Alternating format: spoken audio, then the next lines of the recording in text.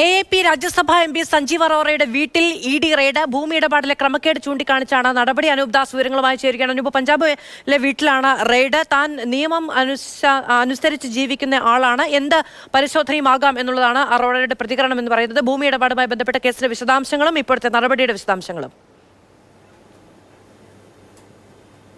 അതായത് അറോറയുടെ പേരിലുള്ള കമ്പനിയിലേക്ക് ഭൂമി വലിയ തോതിൽ വാങ്ങിക്കൂട്ടി. ആ വാങ്ങിക്കൂട്ടിയതിൽ വലിയ സാമ്പത്തിക ഇടപാട് നടന്നിട്ടുണ്ട്. അത് കള്ളപ്പണ ഇടപാടാണ് എന്നാണ് ED ചൂണ്ടിക്കാട്ടുന്ന കാര്യം. എന്നാൽ മാധു പറഞ്ഞ പോലെ തന്നെ ഞാൻ നിയമം അനുസരിച്ച് ജീവിക്കുന്ന ആളാണ് എന്ന മറുപടിയാണ് അറോറ നൽകിയിരിക്കുന്നത്. എക്സിലൂടെയാണ് അദ്ദേഹം ഇക്കാര്യം വിശദീകരിച്ചത്.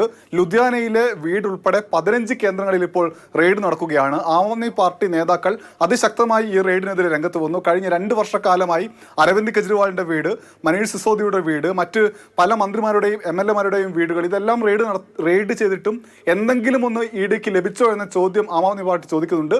അതിശക്തമായി നിയമപരമായും രാഷ്ട്രീയമായും ഇതിനെ നേരിടുമെന്നും ആം ആദ്മി പാർട്ടി ചൂണ്ടിക്കാട്ടുന്നു.